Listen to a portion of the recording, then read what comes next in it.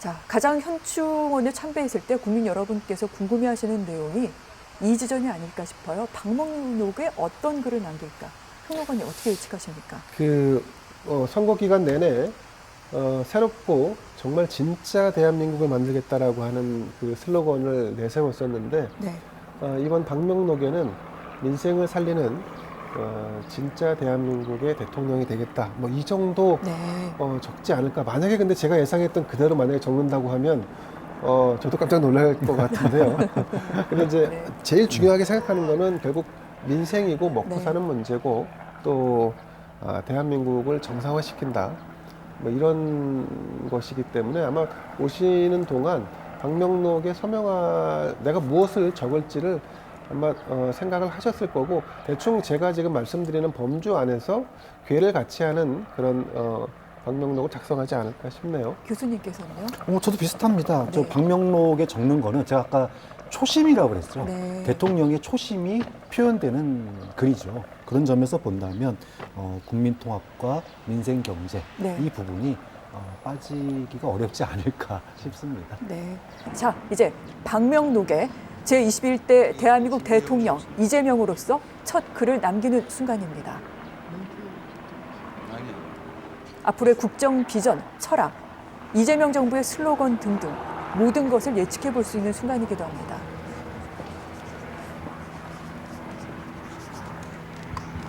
함께 사는 세상.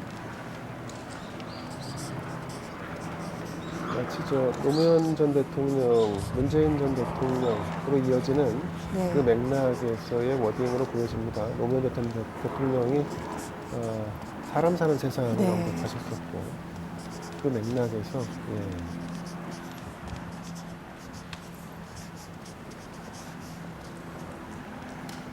그래서 함께 사는 세상에 따옴표를 친 게 아닐까 그런 생각을 해보게 되네요. 국민이 주인된 나라, 국민이 행복한 나라, 네. 국민과 함께 만들겠다. 뭐 네. 이런 메시지를 남기시는 것 같습니다. 그렇군요. 6월 4일입니다. 네 줄을 썼습니다. 함께 사는 세상, 국민이 주인인 나라, 국민이 행복한 나라, 국민과 함께 만들겠습니다.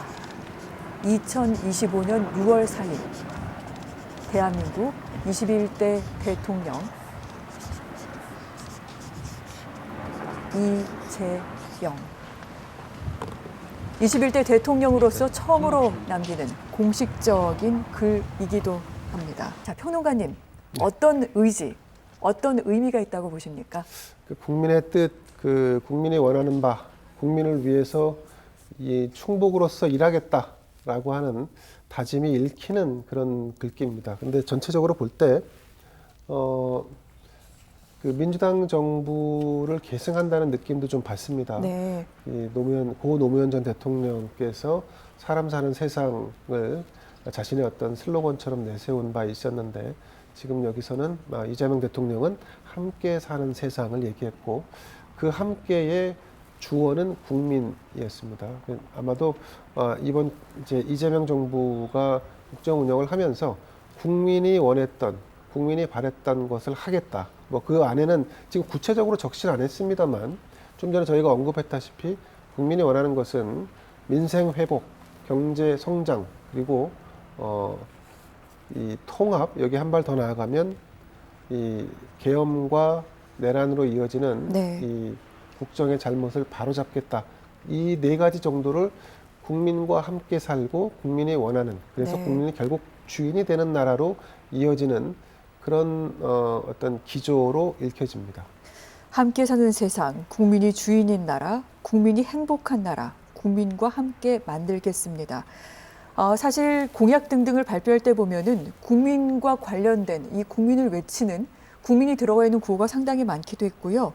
국민이 주인이라는 이 문구가 사실은 좀 새삼스럽게 와닿는 그런 부분도 있기도 합니다. 교수님 어떻게 보셨습니까? 오늘 새벽이었죠. 지자들 앞에서 연설할 때도 네. 민주주의의 회복을 제1과제로 얘기를 했습니다. 국민이 주인이다라고 하는 거는 그런 민주주의의 회복 이걸 얘기하는 것 같고요. 또 국민이 행복한 나라 당연히 국민들이 먹고 사는 문제 지금 굉장히 네. 시급한 그 민생 경제를 얘기했다고 보고요. 국민과 함께 만들겠다라고 하는 거는 결국은 대통령이 혼자 또 여당 혼자 한다고 되는 일이 아니거든요. 결국은 국민 통합을 통해서 이 문제를 풀어가야 되지 않느냐. 결국 우리가 지금 아침부터 지금까지 계속 해왔던 얘기, 통합, 민생, 그리고 민주주의. 네. 결국은 이 관통하는 키워드, 초심을 여기다 쓴 게 아닌가 싶어요.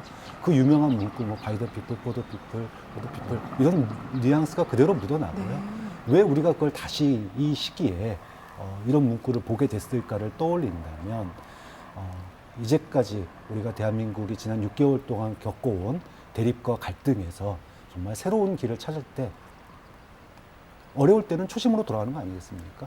원칙, 국민이 주인이고 국민이 행복해야 되고 국민과 함께 해 나가는 것, 그게 민주주의와 우리 대한민국의 초심이어야 된다라는 마음을 담은 것이기 때문에 저는 이거 하나로 모든 걸 평가할 수는 없겠지만 이 초심을 앞으로 5년 임기 내내 가슴 깊이 간직하고 또 이것을 네. 국민들 앞에 그 초심을 잃지 않는 그런 대통령으로 임기를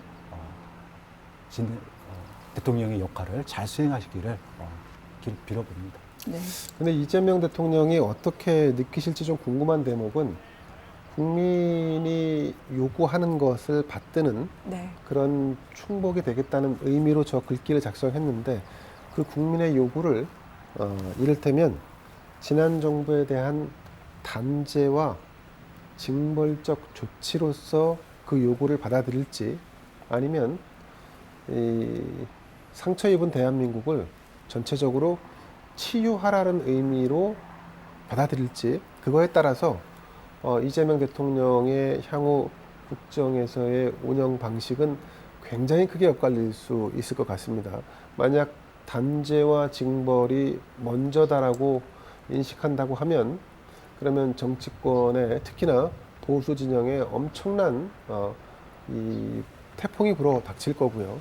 그것은 궁극적으로 국론 분열과 여러 가지 이 충돌로 이어질 가능성이 높아 보이는데 자 그런데 이미 이제 윤석열 대통령에 대한 재판이 진행 중인 내란 재판이 네. 진행 중인 상황인데 자 이 부분을 그것이 진행되는 것은 사법부에 맡겨놓고 이제 대한민국을 진짜 대한민국으로 결국은 대통령이 그 모든 아픔을 다 좌우나 보역을 떠나서 그 아픔을 치유하라라고 하는 국민적 요구로 받아들인다고 하면 그것은 통합으로 나아가는 길이 될 것인데 과연 이재명 대통령이 어떤 선택을 할지 국민의 요구를 어떻게 해석할지가 궁금해지는 대목입니다. 이 부분은 교수님 정치 보복은 없다라고 얘기를 했던 바 있는 것 같은데요. 네, 보복과 네. 소위 말해서 정의 실현의 네. 경계선을 어떻게 둘 것인가. 아까 얘기했던 것처럼 목표를 정해놓고 하면은 보복이죠. 하지만 네. 원칙을 가지고 국민의 요구를 받들어서 수사를 하는 것, 그것까지 보복이라고 할 수는 없는 거예요. 저는 그런 측면에서 이재명 대통령이 그러한 그 내란 종식에 직접 뛰어드는 거는 조금 네. 지양하는 게 어떨까. 앞서서도 말씀드렸지만 내란과 관련된 특검 그리고 조사 그리고 그에 따른 사후적인 조치들 이런 부분들은 국회와 역할 분담을 하는 게 좋다. 그리고 대통령은 민생과 통합 여기에 집중하는 게 지금 해결할 문제가 굉장히 많습니다. 그런데 정치 보복이냐 아니면 정의 실현이냐 여기에 대통령이 휘말리게 되면 사실 다른 일을 못 합니다. 그런 점에서 이미 대표 시절에 내란 특검 발의하는 게 많잖아요. 그동안에 거부권 해석 때문에 안 됐던 부분이 있고 그렇다면 다른 야당들과 협의를 통해서 내란 특검을 통해서 그쪽에서 네. 국회 차원에서 특검과 그걸 통한 내란 종식의 과정을 마무리하는 게 어떨까 그런 마음이 듭니다. 그래서 그 부분은 국회에다 맡기자라고 초반부터 이제 교수님께서도 말씀하셨던 바 있는데 이 과정 통합을 통해서 어떻게 나뉘어져 있는 여론을 또 통합해낼 것인가, 함께 어우르게 만들어낼 것인가, 이것 또한 이재명 대통령의 책무가 아닐까 싶습니다.